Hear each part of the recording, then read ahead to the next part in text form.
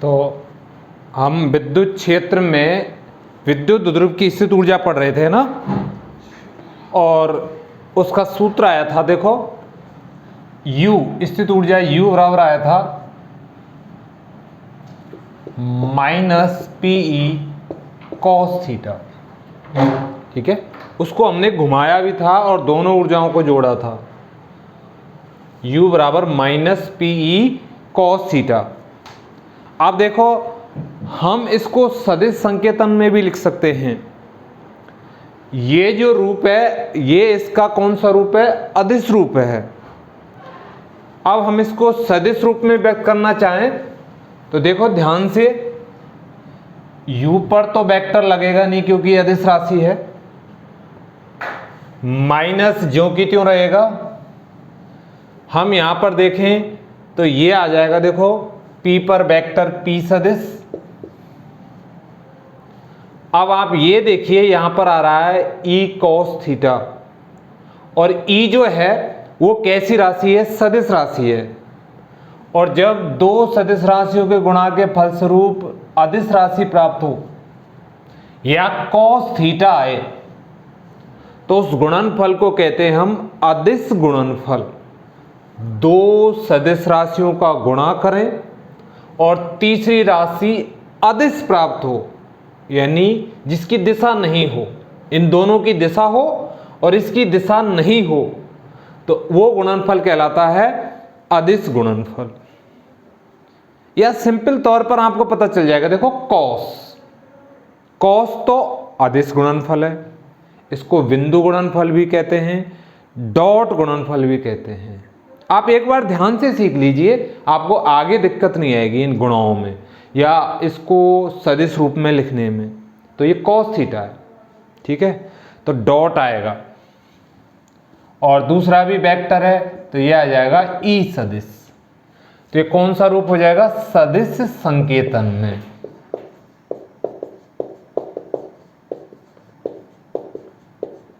Clear? तो अब आप देखिए ये सदिश संकेतन में आ गया और ये ऊपर वाला है ये अदिश रूप है। इसकी हम विभिन्न स्थितियां ले लेते हैं। जो स्थित ऊर्जा का सूत्र आया द्विध्रुव की का, इसकी हम भिन्न भिन्न स्थितियां ले लेते हैं, और वो भिन्न भिन्न स्थितियां किससे लेंगे? हम थीटा से। और आपको पहले ही बता चुके थीटा के 3 ही मान हो सकते हैं।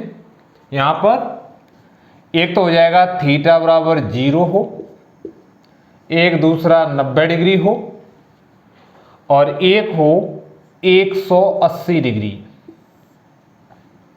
तो इन तीनों में ही मान और जो कोण बच गए उनके आ जाएंगे। देखो 270 है वो 90 के ही तुल्य है, 360 है वो 0 के तुल्य हो जाएगा। तो हम यहां पर 3 मान निकालते हैं ज्यादातर। एक थीटा बराबर 0 लेते हैं, 90 और 180। तो इस समीकरण से हम देख लेते हैं, स्थित ऊर्जा के समीकरण से, स्थिति फर्स्ट या केस फर्स्ट, पहली स्थिति, यानी हम इसके अंदर कह सकते हैं पहली स्थिति में कि विद्युत द्विध्रुव को हमने बिल्कुल साम्य अवस्था में रखा है, तो उसकी स्थित ऊर्जा कितनी होगी? तो थीटा बराबर ले लेंगे हम, यहां पर आ जाएगा थीटा बराबर, ये 0 डिग्री है, 0 डिग्री सूत्र से, स्थितिज ऊर्जा के सूत्र से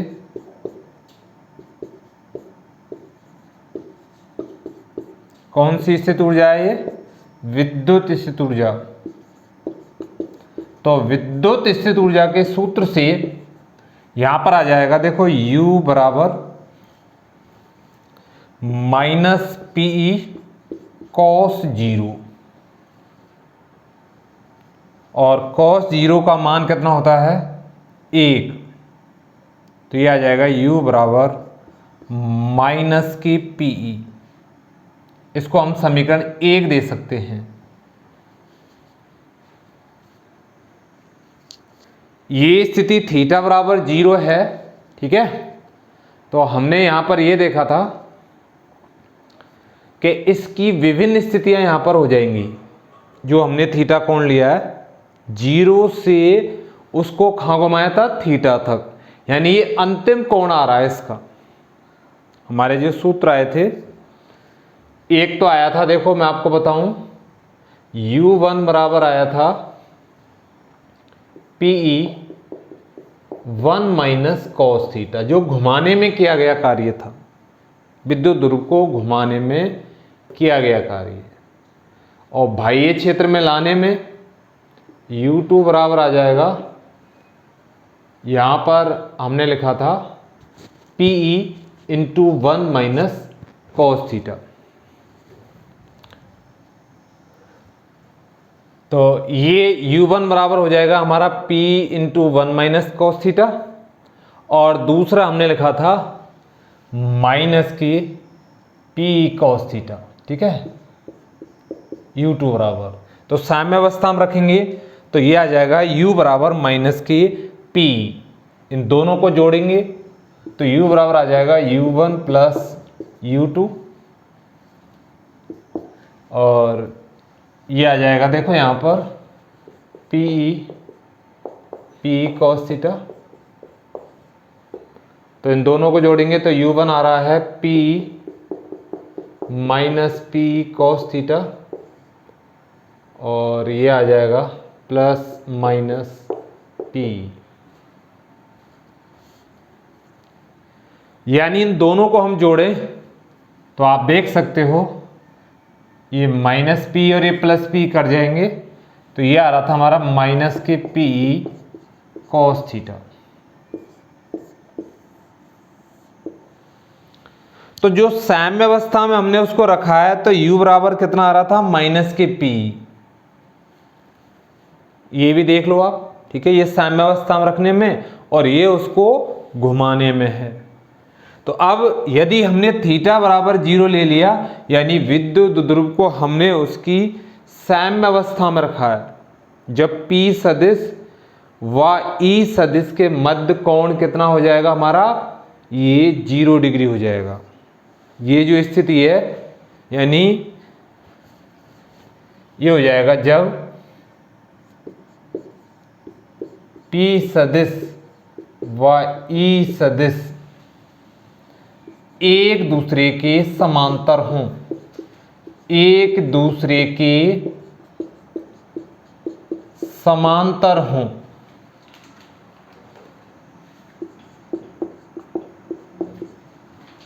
भाई तभी तो 0 स्थिति बनेगी जब P और E दोनों एक दूसरे के क्या हैं, समानांतर।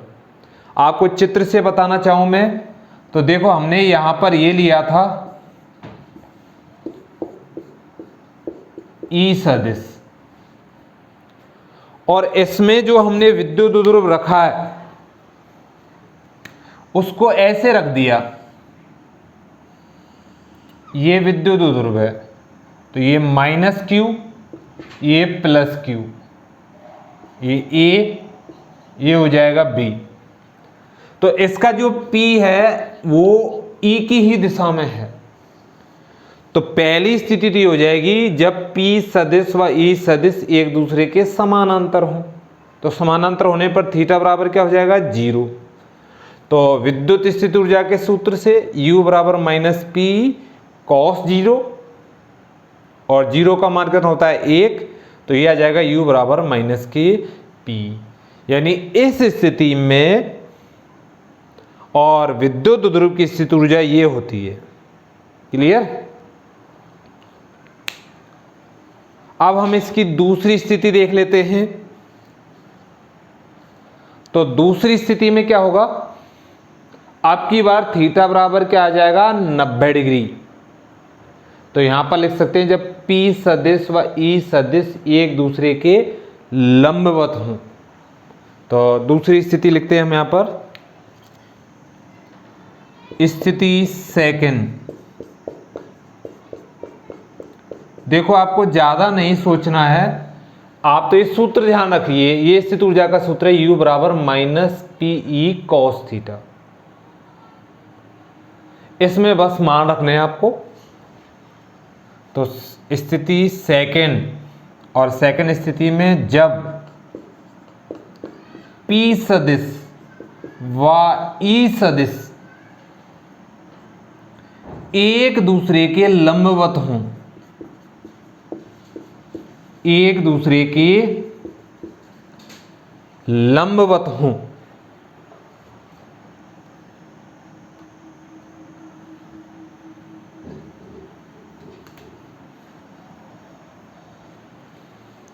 तो यहां पर आ जाएगा एक दूसरे के लंबवत हों। तो हम समझ गए लंबवत का मतलब क्या हो जाएगा। यहां पर आ जाएगा थीटा बराबर 90 डिग्री। तो u बराबर आ जाएगा, आप मान रख दीजिए इसमें -p cos, और ये हो जाएगा 90 डिग्री। और cos 90 का मान कितना होता है 0। तो u बराबर आ जाएगा 0। इसको कह देंगे हम समीकरण नंबर 2। अब इस स्थिति को देख लो आप। ये मान लो विद्युत क्षेत्र E सदिश है, और इसके अब लंबवत रखना है किसको, विद्युत ध्रुव को। तो ये इस तरीके से हो जाएगा, ये -q, ये +q। तो इसका P सदिश है, यहां पर कितने डिग्री का कोण बना रहा है ये, E के साथ ये लंबवत यानी 90 डिग्री का कोण बना रहा है। तो इस स्थिति में जो ऊर्जा आ रही है वो कितनी आ रही है 0। अब तीसरी स्थिति देख लेते हैं हम। यहां पर क्या होगा तीसरी स्थिति में,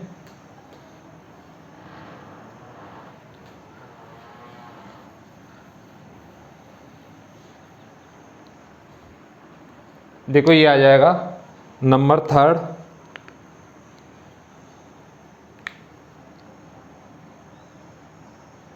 स्थिति थर्ड। अब कौन सा कोण बन गया, 180 डिग्री रह गया है। तो हम यहां पे लिखेंगे जब P सदिश व E सदिश एक दूसरे के प्रति समांतर हों, एक दूसरे के प्रति समांतर हों,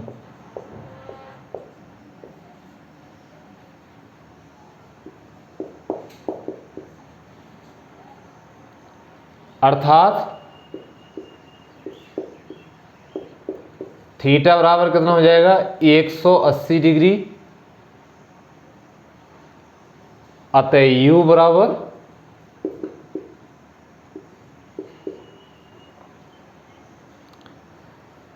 यहां भी हम अर्थात लिख सकते हैं,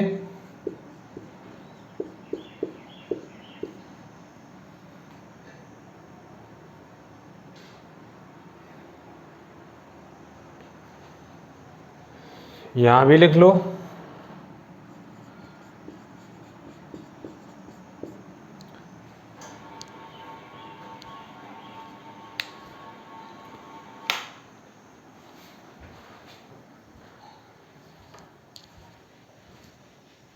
देखो यहां पर क्या होगा, इस स्थिति में u बराबर आ जाएगा -p cos 180, और cos 180 डिग्री का जो मान होता है वो होता है u बराबर -pe, cos 180 का मान होता है -1। तो ये आ जाएगा u बराबर माइनस और माइनस कितने हो जाएंगे प्लस। तो ये हमारा थर्ड समीकरण आ जाएगा यहां पर।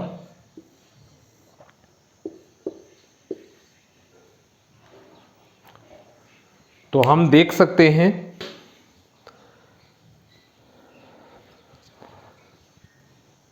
पहले में आप देखिए u बराबर आ रहा है माइनस के p, दूसरे में वो 0 हो गया है, यानी शुरू में मान इसका क्या है नेगेटिव, उसके बाद हुआ है ये 0 और 0 के बाद इसका उत्तर आएगा पॉजिटिव। ठीक है, तो ये 3 स्थिति आ रही हैं और इस स्थिति में ये कैसे रखा होगा यहां पर हम देख सकते हैं। देखो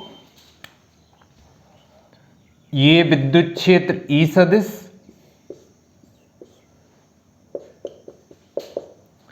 और ये अब विपरीत है, यानी जो P सदिश है वो E सदिश के क्या है विपरीत, तो ये इस तरीके से हो जाएगा। यहां पर ये P सदिश है, ये माइनस Q, ये हो जाएगा प्लस Q।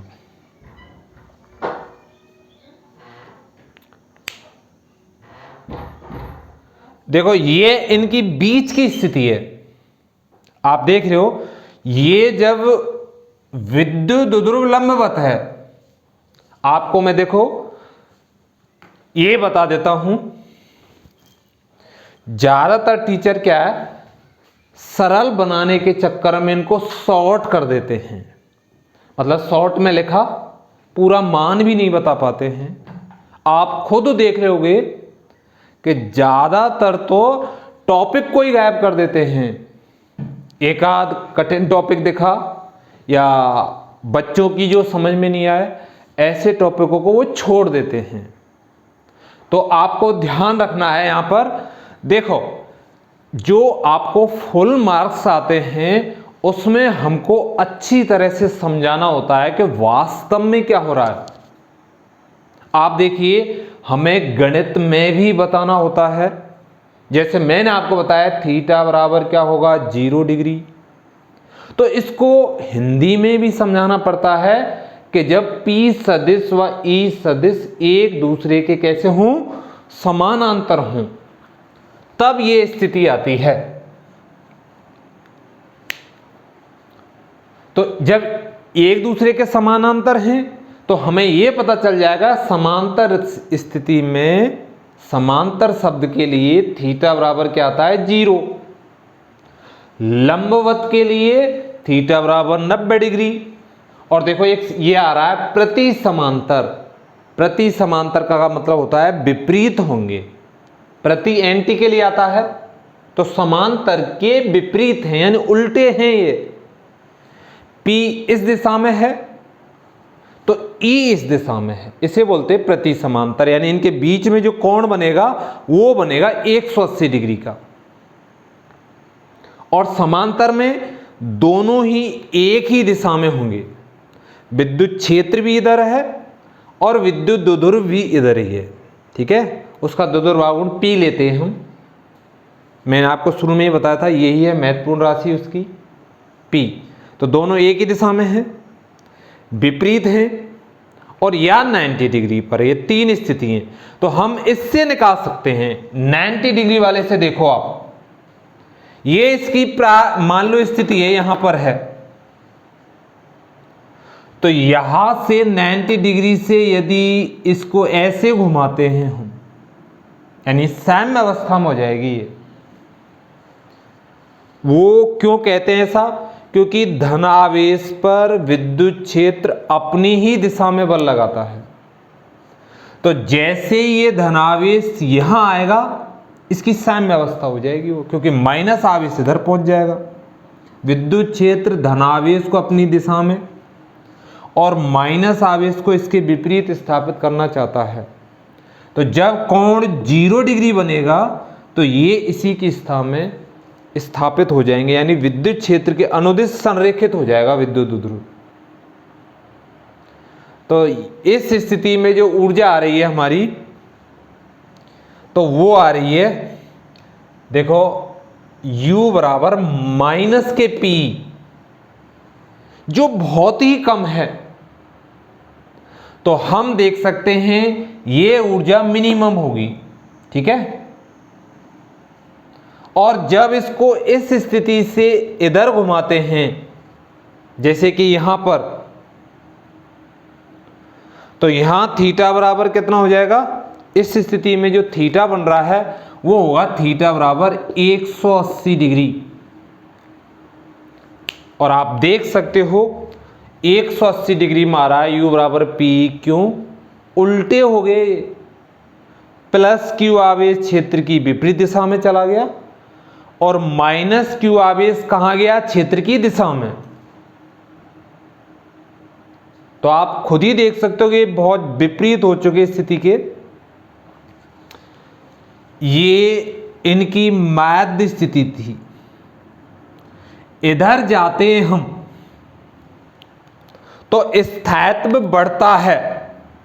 देखो इधर यदि हम विद्युत ध्रुव को घुमाते हैं तो स्थायित्व बढ़ेगा और यदि इसको इधर घुमाएंगे तो स्थायित्व घटेगा। इधर तो स्थायित्व बढ़ता है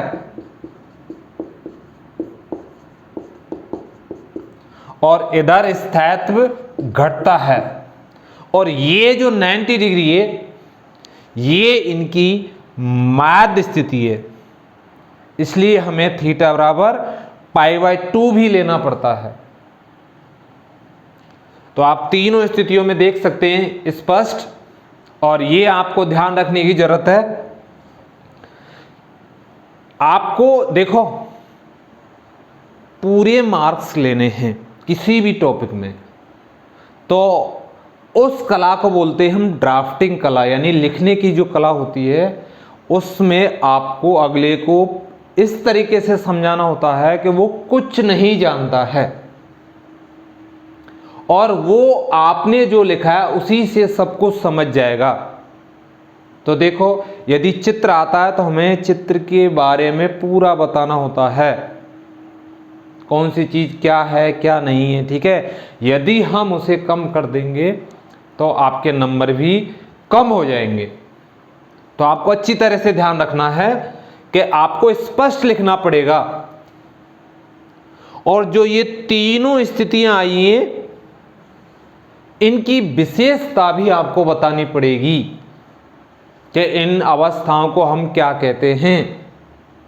तो आपको अच्छी तरह से ध्यान रखना है और वैसे बहुत आसान है। देखो इस पूरे टॉपिक को हम इस सूत्र से निकाल सकते हैं। हम देखना चाहें कि कौन सी स्थिति का स्थायित्व सबसे ज्यादा है, यानी स्थायी संतुलन की अवस्था कौन सी है। स्थायी संतुलन मतलब परमानेंट वो स्थिति पाई जाएगी। तो उसका एक बेसिक कंसेप्ट है, मैं आपको बताऊं, जिसके पास ऊर्जा सबसे कम होगी उसका स्थायित्व सबसे ज्यादा होता है। आपको एक फंडा यही याद रखना है। क्यों? उसके पास ऊर्जा जब होगी नहीं तो वो कहीं जा ही नहीं सकता, और जिसके पास ऊर्जा ज्यादा होगी उसका स्थायित्व सबसे कम होगा, क्योंकि ऊर्जा वाला वस्तु पदार्थ कण कहीं भी गति कर सकता है, कहीं भी स्वेच्छा से वो जा सकता है। लेकिन जिसके पास ऊर्जा नहीं है तो वो आपको हमेशा वही मिलेगा और उसका स्थायित्व सबसे ज्यादा होगा। यही कारण है, आपने देखा होगा कि सबसे पहले इलेक्ट्रॉन निम्न ऊर्जा वाले कक्षक में ही भरता है। जिस कक्षक की ऊर्जा सबसे कम होती है उसी कक्षक में इलेक्ट्रॉन जाता है। ऐसे ही स्थायित्व उसी का सबसे ज्यादा होता है जिसकी एनर्जी सबसे कम होती है। तो हम देख रहे हैं, देखो ये नेगेटिव है और ये पॉजिटिव है, तो सबसे कम ये होगी और इसे हम कह देंगे स्थायी संतुलन की अवस्था। यानी क्या हो जाएगा, ये स्थायी संतुलन या स्थायी साम्य अवस्था। स्थायी साम्य अवस्था कह लो या संतुलन की अवस्था कह लो, एक ही बात है, ठीक है। और ये बीच की है और ये तीसरी हो जाएगी, इसको कहेंगे हम अस्थायी। समझ में आ रही है ना, इसकी ऊर्जा सबसे कम है इसलिए ये स्थायी है, इसकी ऊर्जा सबसे ज्यादा है तो ये हो जाएगी अस्थायी। अस्थायी साम्य अवस्था।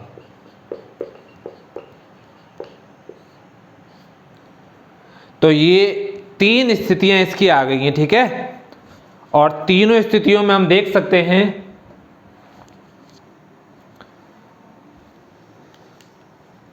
स्थायी साम्यावस्था, ये अस्थायी साम्यावस्था, और ये आप डायग्राम से समझ गए होंगे, इधर स्थायित्व बढ़ता है, इधर घटता है।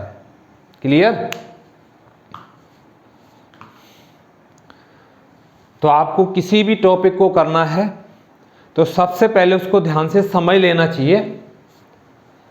मुझे ये टॉपिक लिखना है और इससे संबंधित सवालों के जवाब देने हैं, तो सबसे पहले मुझे ये सूत्र आना चाहिए, u बराबर माइनस पी कॉस थीटा।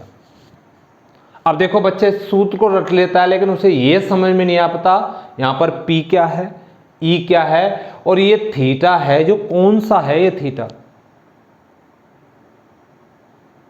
देखो तो हमें ये समझना पड़ेगा, P विद्युत द्रव्यमान, E विद्युत क्षेत्र की तीव्रता है, और जो थीटा है ना वो आप सोचो किस किस के बीच हो सकता है, ये दोनों सदिश राशि हैं, तो थीटा P और E के बीच है। हमने यदि विद्युत ध्रुव को विद्युत क्षेत्र से किसी कोण थीटा पर रखा है तो उसकी स्थिति ऊर्जा का सूत्र ये आएगा, और थीटा जब 0 है तो हमने देखा था उसकी स्थित ऊर्जा का सूत्र आ रहा था ये, लंबवत रखते हैं तो 0 आता है, 180 रखते हैं तो ये आता है। तो यहां से आपको सवाल भी बनते हैं बहुत सारे, ठीक है, तो आप उनको सिंपल बस इस सूत्र से कर सकते हो, आपके तुरंत समझ में आ जाएगा कौन सी चीज कहां है।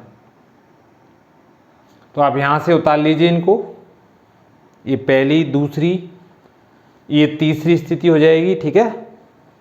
ये लिख लेना स्थायी साम्यावस्था, और ये अस्थायी साम्यावस्था।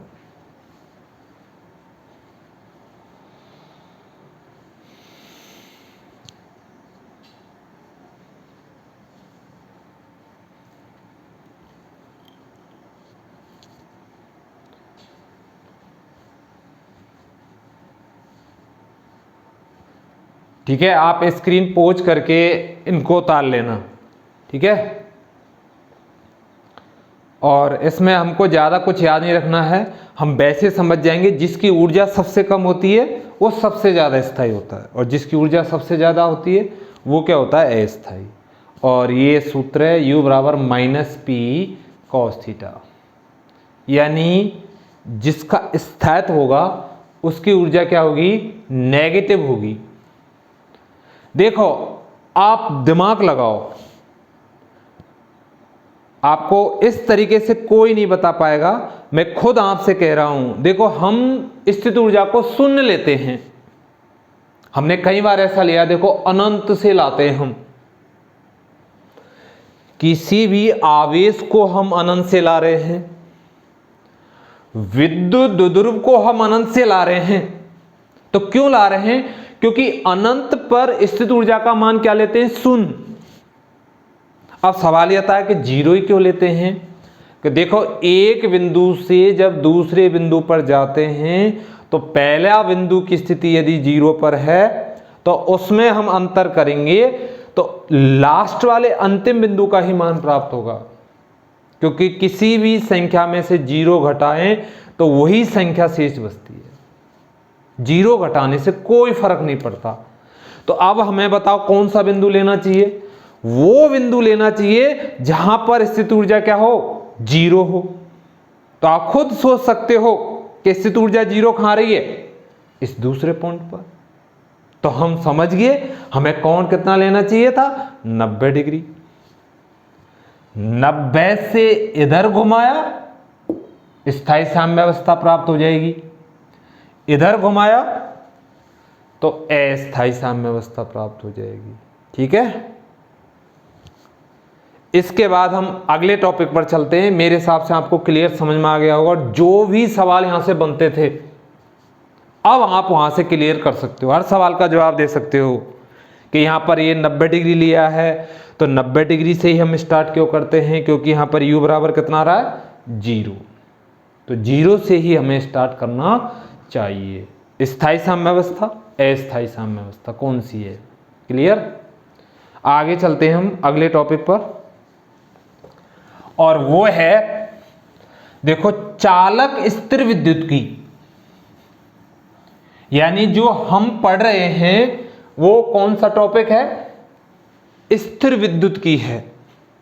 और आज हम जो पढ़ने जा रहे हैं वो किसकी स्थिर विद्युत की पढ़नी है हमको, चालक की स्थिर विद्युत की, यानी चालक के अंदर कौन कौन से गुण पाए जाते हैं, चालक पदार्थ के अंदर क्या होता है वो हमें पढ़ना है। देखो हर सब्जेक्ट एक दूसरे से जुड़ी होती है। आपने केमिस्ट्री के अंदर धात्विक चालकों के बारे में पढ़ा होगा, ठीक है। तो धात्विक चालकों में क्या होता है हम जानते हैं। देखो ये मान लो धात्विक चालक है, तो ये परमाणु है, हम इसके कई परमाणु ले लेते हैं, ये हो जाएगा धात्विक चालक। देखो पहले हेडिंग लिख देता हूं मैं आपको, ये है चालक स्थिर विद्युत की, चालक स्थिर विद्युत की, क्लियर। ये पढ़ने जा रहे हैं हम, और इसमें हम 2-3 टॉपिकों को क्लियर करेंगे। चालक स्थिर विद्युत की में हम चालक आवेशित चालक है, ठीक है, उसके गुणों को देखेंगे। आवेशित चालक के पृष्ठ पर विद्युत क्षेत्र कितना प्राप्त होता है उसको देखेंगे। और एक चीज इसके अंदर सीखेंगे, स्थिर वैद्युत परिरक्षण, बहुत ही इंपॉर्टेंट टॉपिक है, यानी समझो केमिस्ट्री और फिजिक्स दोनों के लिए बहुत आवश्यक है। आगे कई चैप्टर ऐसे आएंगे जो इसी पर डिपेंड है। आप 3 पार्ट विद्युत धारा वाले पढ़ोगे, तो यदि ये टॉपिक नहीं पढ़ा आपने तो आगे के टॉपिक भी आपके समझ में नहीं आएंगे। तो खास तौर से आप ध्यान रखिए कि जो टीचर इन टॉपिकों को छोड़ देते हैं मेन को, ठीक है, तो वो आपके साथ बहुत बुरा हो रहा है। आपको ध्यान रखना है। देखो मेन चीज है, और ये यदि रह जाएगी तो आपको आगे समझने में भी दिक्कत आएगी, और यहाँ से संबंधित सवाल भी आते हैं, आप खुद समझ जाओगे कितनी इंपॉर्टेंट है ये, तो वो भी आपके साथ रह जाएंगे। देखो चालक आप जानते ही हो, ऐसे पदार्थ जिनसे विद्युत धारा का चालन हो जाता है। स्थिर विद्युत की हम पहले ही सीख चुके हैं।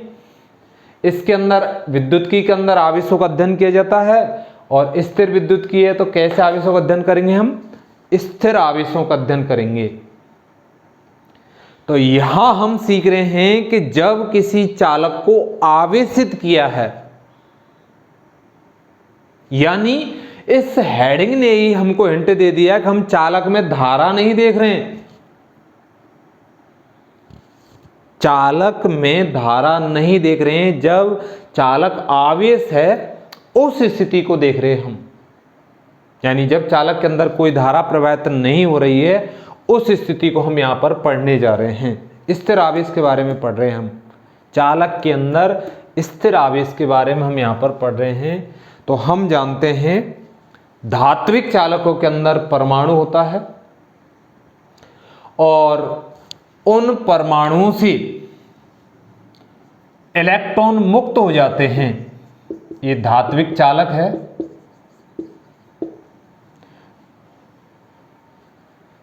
चालकों के अंदर इलेक्ट्रॉन दुर्बल बल से जो बंधे रहते हैं नाभिक के द्वारा, तो वो इलेक्ट्रॉन परमाणु को छोड़कर पदार्थ में घूमने के लिए क्या हो जाते हैं, स्वतंत्र होते हैं। यानी इन पदार्थों के अंदर आवेश मुक्त अवस्था में पाया जाता है। और मुक्त कब होगा, जब इलेक्ट्रॉन पर नाभिक का आकर्षण बल दुर्बल हो जाता है, या अपेक्षाकृत अन्य की तुलना में कम लग रहा हो, तो वहां से इलेक्ट्रॉन वो परमाणु को छोड़कर आ जाता है। और उस पूरे पदार्थ में घूमने के लिए क्या हो जाता है, स्वतंत्र। लेकिन यहां पर एक बात ध्यान रखिए आप कि वो इस पदार्थ को छोड़ के कभी नहीं जाएगा, यानी रहेगा वो पदार्थ के अंदर ही।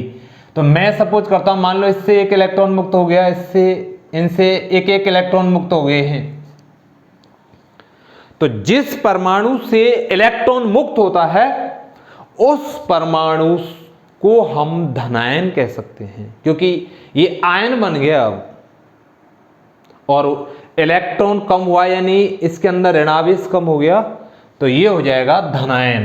तो इसे कह सकते हैं हम धनायन, और ये हो जाएगा मुक्त इलेक्ट्रॉन।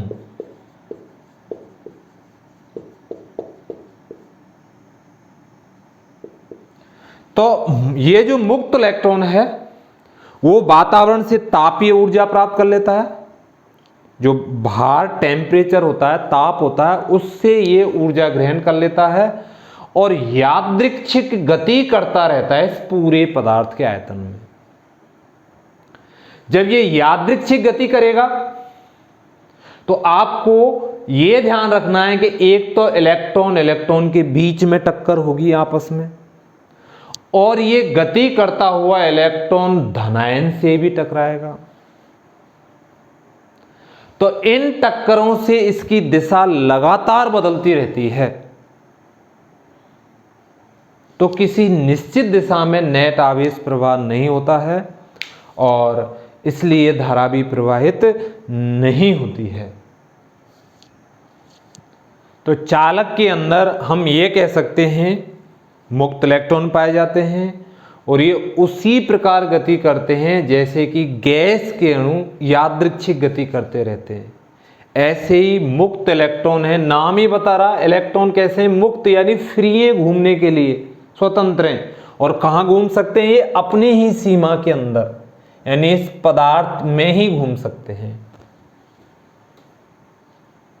क्लियर? यहां तक समझ में आ गया?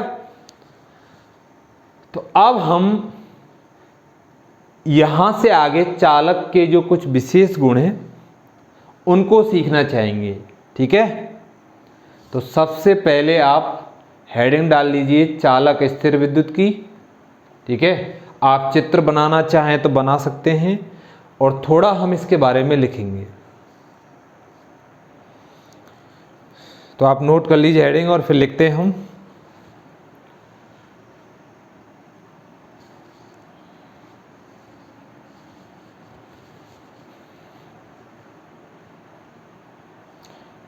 लिखिए आप, चालक पदार्थों में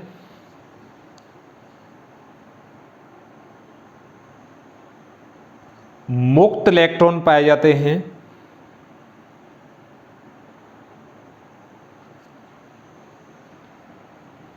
जो उस पदार्थ में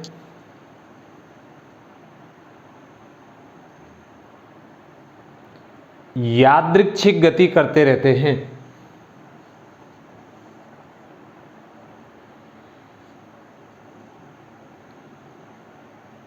गति करते समय यादृच्छिक गति करते रहते हैं।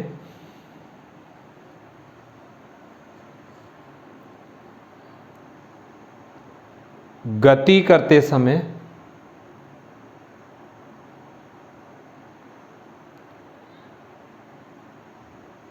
ये आपस में और धनायनों से टकराते रहते हैं। ये आपस में और धनायनों से टकराते रहते हैं।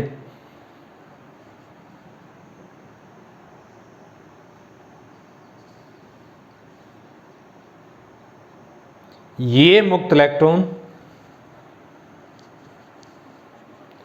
पदार्थ को छोड़कर बाहर नहीं आते हैं।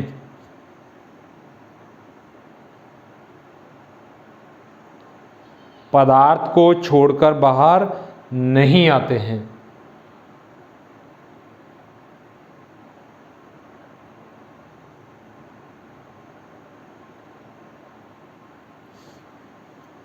अतः चालकों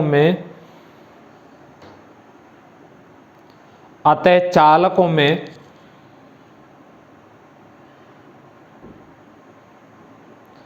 गतिशील आवेश वाहक, अतः चालकों में गतिशील आवेश वाहक, गतिशील आवेश वाहक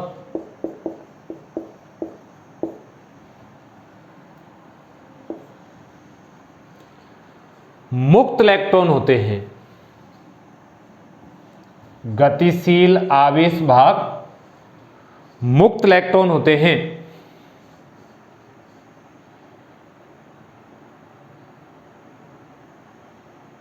एक लाइन और लिख लीजिए इसमें,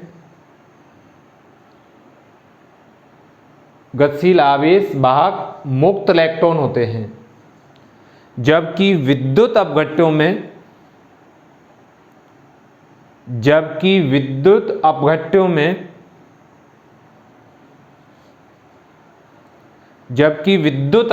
में धनायन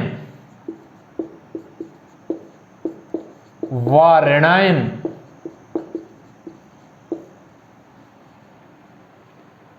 गतिशील आवेश वाहक होते हैं।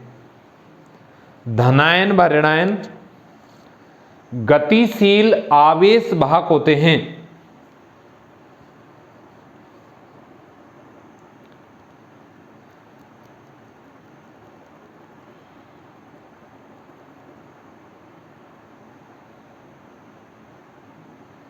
क्लियर? यानी हम समझ गए। देखो, चालकों में गतिशील आवेश वाहक कौन है? यानी जो चलता है, गति करता है, वो कौन है? मुक्त इलेक्ट्रॉन।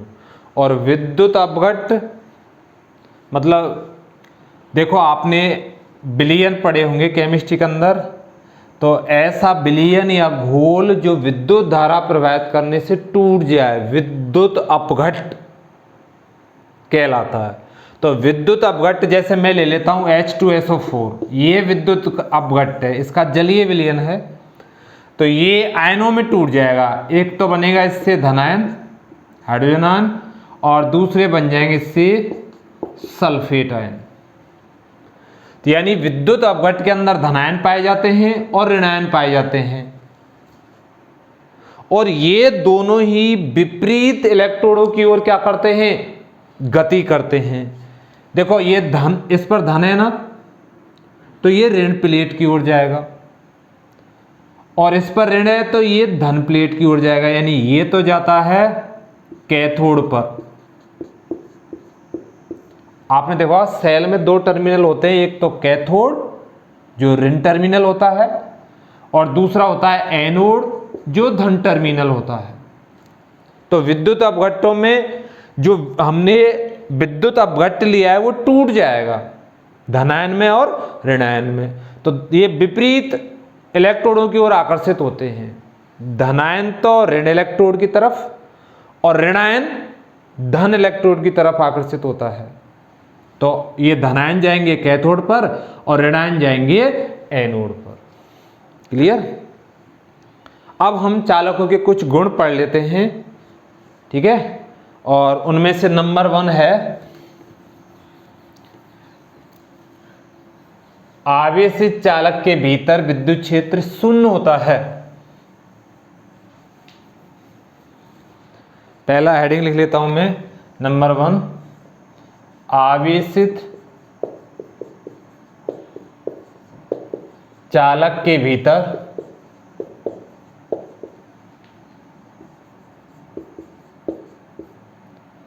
विद्युत क्षेत्र शून्य होता है।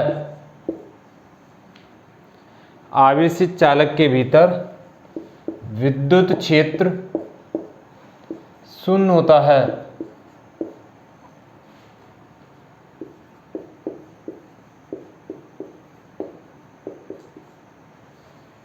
ये चालकों के कुछ गुणधर्म हैं, और नंबर 1 गुणधर्म है कि यदि हमने किसी चालक को आवेशित किया है तो उस आवेशित चालक के भीतर विद्युत क्षेत्र नहीं होगा, यानी चालक के भीतर विद्युत क्षेत्र का मान क्या होगा, शून्य होगा।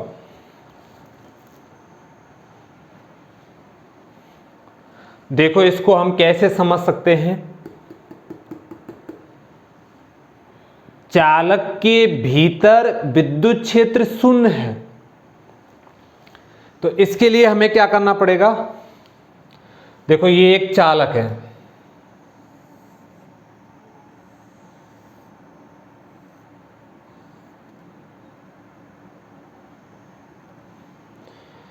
मान लो हमने किसी चालक को आवेश दिया है, तो चालक को आवेश देने पर देखिए वो भीतर चला जाता है, तो मैंने मान लो इसको ऋणावेश दिया, ये माइनस आवेश, ये माइनस आवेश, ये माइनस आवेश और ये माइनस आवेश। आप ध्यान से देखिए, हमें क्या बताना है कि भीतर विद्युत क्षेत्र शून्य होता है। और ये भी ध्यान रखना, ये अवस्था कौन सी है, स्थैतिक अवस्था में। हम पहले बता चुके हैं आपको चालक स्थिर विद्युत की, यानी स्थैतिक अवस्था में। स्थैतिक का मतलब क्या हुआ, जब इस चालक से कोई धारा प्रवाहित नहीं हो रही है, उस स्थिति में चालक के भीतर विद्युत क्षेत्र क्या होता है, शून्य होता है। तो हम इसको ऐसे समझ सकते हैं, देखो चालक के अंदर कोई धारा प्रवाहित नहीं हो रही है, तो हम ये कह सकते हैं कि चालक के भीतर कोई विद्युत क्षेत्र नहीं है। या दूसरी स्थिति में हम ये समझ सकते हैं, चालक के भीतर यदि विद्युत क्षेत्र है, विद्युत क्षेत्र है, तो ये आवेश जो हमने दिया है वो बल अनुभव करेगा, विद्युत क्षेत्र की वजह से उस पर बल लगेगा, और इस विद्युत बल की वजह से ये प्रतिकर्षित होगा, क्योंकि समान आवेश एक दूसरे को क्या करेंगे, प्रतिकर्षित। तो प्रतिकर्षण की वजह से ये इतना दूर जाना चाहेगा जितना जा सकता है। तो आप देखो सबसे ज्यादा दूर ये कहां जा सकता है, प्रतिकर्षण की वजह से ये कहां आ जाएगा, इस चालक की पृष्ठ पर या चालक की सतह पर आ जाएगा। भाई इससे ज्यादा दूर तो वो जा नहीं सकता। तो हमने जो भी आवेश दिया है वो प्रतिकर्षण बल अनुभव करेगा, विद्युत क्षेत्र है तो वो अपने आप को इस प्रकार वितरित कर लेता है, यानी ज्यादा से ज्यादा दूर जाना चाहेगा वो। तो जो आवेश होता है वो अपने आप को इस तरीके से वितरित कर लेता है कि भीतर विद्युत क्षेत्र क्या हो, शून्य हो। और ये तभी संभव है जब आवेश को कहाँ स्थित हो, उस चालक के पृष्ठ पर हो। तो हम जब किसी भी चालक को आवेश देते हैं तो वो उसकी बाह्य सतह पर समान रूप से वितरित हो जाता है। भीतर जाएगा तो मैंने आपको बताया वो एक बल अनुभव करेगा, और उस बल की वजह से वो जितनी दूर जाना चाहता है उतना जाएगा। तो ज़्यादा से ज़्यादा दूर वो कहाँ जाएगा, सतह पर जाएगा। दूसरा पॉइंट हम धारा से भी ले सकते हैं। स्थैतिक अवस्था में चालक के भीतर कोई धारा प्रवाहित नहीं होगी, ना चालक की सतह पर कोई धारा प्रवाहित होगी, अतः तो विद्युत क्षेत्र शून्य है। देखो एक बार फिर ध्यान दीजिए आप, क्योंकि आपको ये समझना भी है और टॉपिक के बारे में स्वयं लिखना भी है। तो हमने दो पॉइंटों से जोड़ा है इसको। एक तो किससे जोड़ा है, विद्युत धारा से, विद्युत धारा से, और दूसरा जोड़ा है विद्युत बल से। आप ध्यान से समझ लेना, आवेशित चालक के भीतर विद्युत क्षेत्र शून्य है और अवस्था कौन सी है? स्थैतिक अवस्था।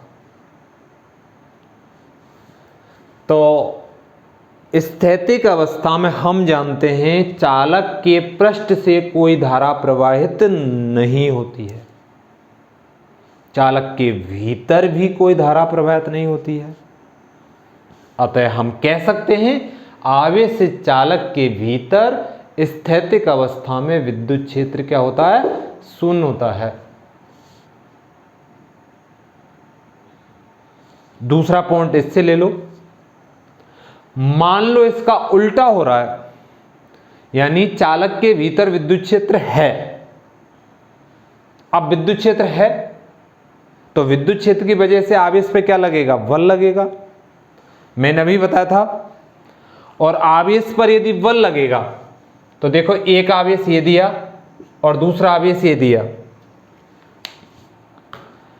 तो विद्युत क्षेत्र है तो ये आवेश एक बल का अनुभव करेगा और उस बल की वजह से ये गति करेगा और इतनी दूर चला जाएगा जितना वो जा सकता है। इसलिए इस पर एक बल लगेगा और ये अपने आप को कहां स्थापित कर लेगा? चालक की सतह पर। जितना दूर वो जा सकता है उतना जाएगा।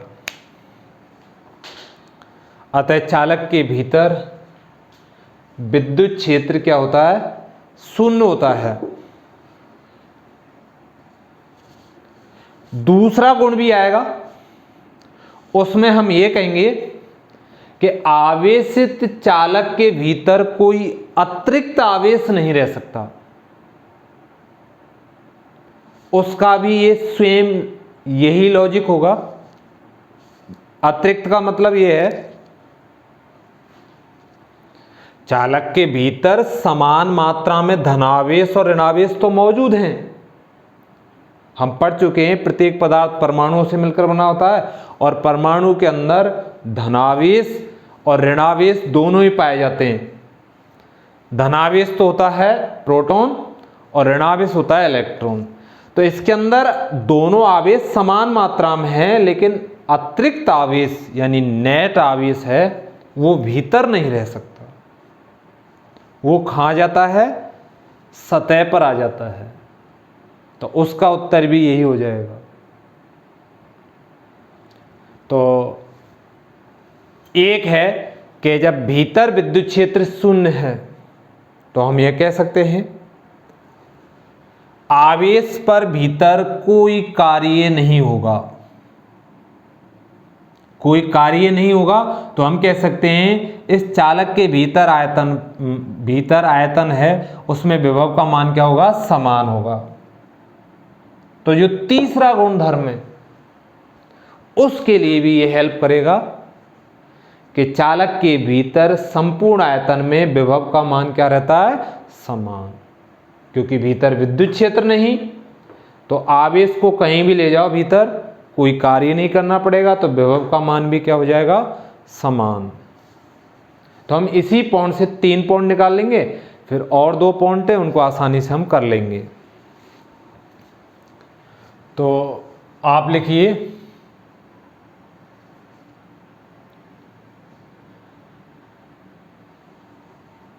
चालकों के निम्न गुणधर्म होते हैं। महत्वपूर्ण है भाई, ये ध्यान रखना है ना। और उनमें नंबर 1 डालो। नंबर 1, आवेशित चालक के भीतर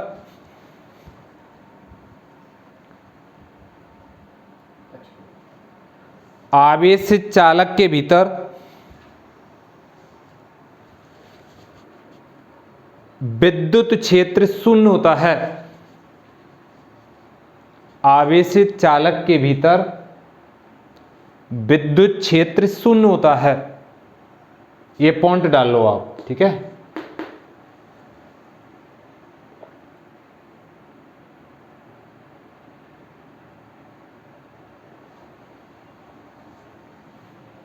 अब देखो हम कैसे लिखेंगे, हमारे दिमाग में ये दोनों पॉइंट हैं, पहले विद्युत धारा के बारे में लिखेंगे और फिर किसके बारे में लिखेंगे, विद्युत बल के बारे में। तो यहां पर लिख सकता हूं मैं, ये आ जाएगा E बराबर 0 और सिग्मा बराबर भी क्या आ जाएगा, 0।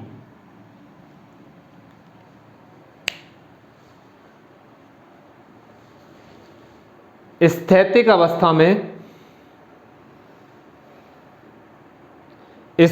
अवस्था में चालक के पृष्ठ से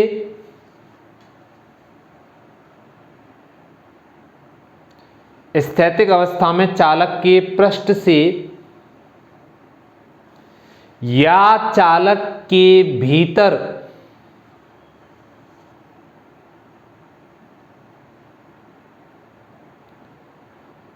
कोई विद्युत धारा प्रवाहित नहीं होती है।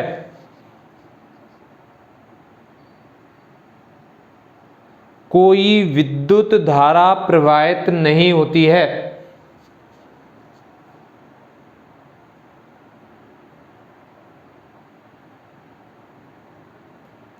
कोई विद्युत धारा प्रवाहित नहीं होती है, अतः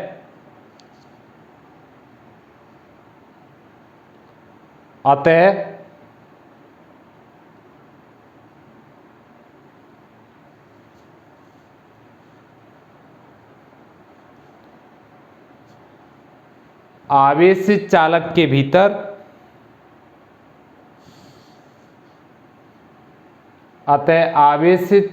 के भीतर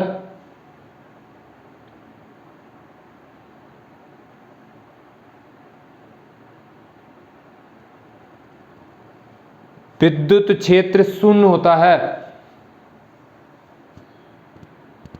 अतः आवेशित चालक के भीतर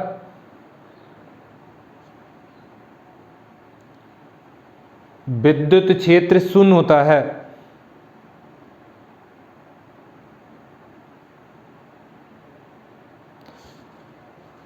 लिख लिया भाई। अब आगे लाइन चेंज करके लिखिए, इसके बारे में लिखेंगे अब।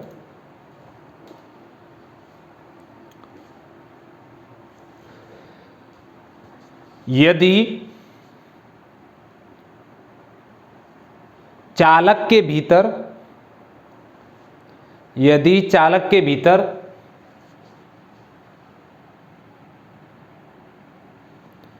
विद्युत क्षेत्र शून्य नहीं है,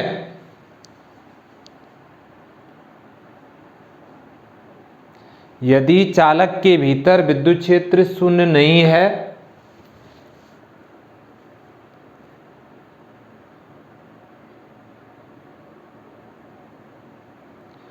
तो मुक्त इलेक्ट्रॉन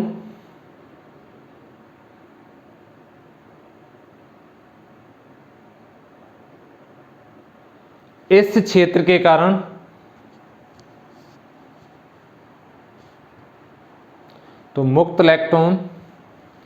इस क्षेत्र के कारण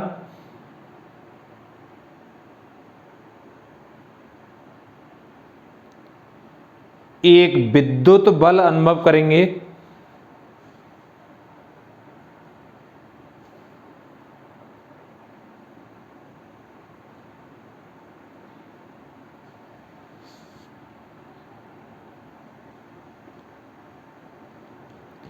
जिससे मुक्त इलेक्ट्रॉन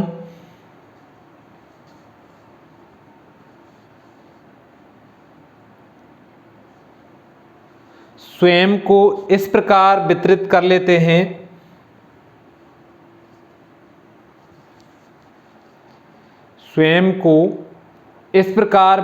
लेते हैं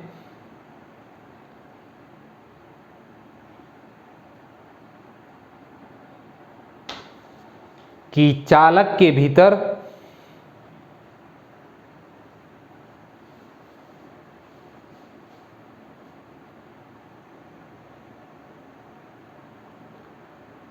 विद्युत क्षेत्र शून्य हो जाए।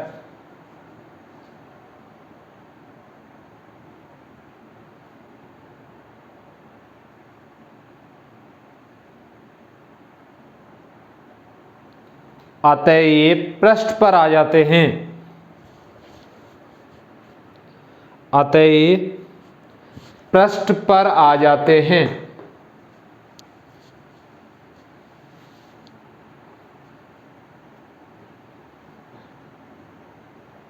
ठीक है भाई, तो आपकी समझ में भी आ गया होगा ये, और आपने लिख भी लिया होगा। ठीक है, आप इन दोनों पॉइंटों से इसको आसानी से लिख सकते हैं। ठीक है, यदि देखो विद्युत धारा नहीं है तो हम कह सकते हैं आवेश गति नहीं कर रहा है, यानी बल नहीं है, और बल नहीं है तो विद्युत क्षेत्र नहीं है। और यदि विद्युत क्षेत्र है तो वो प्रतिकर्षण के कारण भीतर से कहाँ जाएंगे, सतह पर आ जाएंगे। दूसरा पॉइंट लिखिए,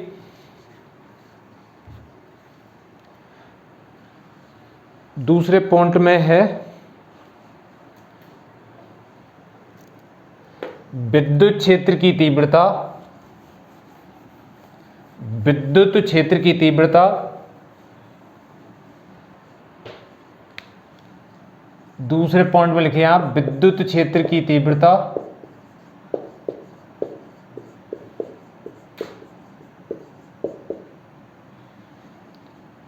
आवेशित चालक पृष्ठ के, आवेशित चालक पृष्ठ के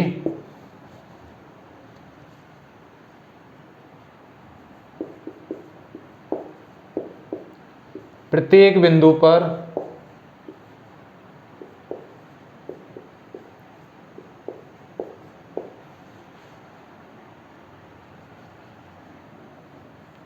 पृष्ठ की अभिलंबत होती है, पृष्ठ की अभिलंबवत होती है।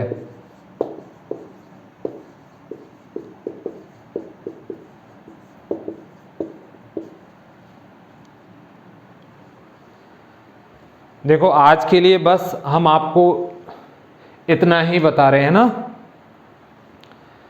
और हमारी देखो 1 तारीख से और 11वीं की क्लास स्टार्ट होने जा रही है, और आपको वास्तव में ये पता चल जाएगा यहाँ पढ़ने से, या अब तक चल गया होगा, कि किस तरीके से हम कम मेहनत में अच्छे मार्क्स ला सकते हैं, और हमारी जो कंपटीशन के एग्ज़ाम हैं उनको भी हम अच्छी तरीके से पास कर सकते हैं। तो आपके संपर्क में हों अपने छोटे भाई बहन, या आप जिसका बहुत अच्छा भला चाहते हो तो उसको आप बता सकते हो कि वो हमारी क्लास वास्तव में ही जो होने वाली है, आपको एक एक चीज़ इस तरीके से बताई जाएगी पूरी तरह से कि आपको आगे चलकर कोई दिक्कत नहीं आएगी। तो आप अपने छोटे भाइयों को, मित्रों को जो 11वीं क्लास में साइंस से पढ़ना चाहते हैं, साइंस स्ट्रीम से, तो उनको हमारी क्लास ज्वाइन करने के लिए आप कह सकते हैं। और आप अब तक तो समझ ही गए होंगे कि वास्तव में आपको जो सीखने को मिलेगा वो सबसे ज़्यादा हमारे यहाँ ही मिलेगा, क्योंकि हम एक एक चीज़ आपको अच्छी तरह से बता देते हैं कि यहाँ पर ये चीज़ ऐसे क्यों होगी, उसका कारण क्या है। आपको इस तरीके से और कोई नहीं बता पाएगा। ठीक है, हाँ आपको बहका सकते हैं या किसी चीज़ को छोटा करके आपको ये शो कर सकते हैं कि वास्तव में पढ़ाई कितनी सरल है, लेकिन जब एग्ज़ाम में वास्तविक चीज़ से सामना होता है तब उस बच्चे को बहुत दिक्कत आती है। ठीक है, तो और हम आपको अगले टर्न पे बताएंगे। सभी के लिए थैंक्स। ठीक है।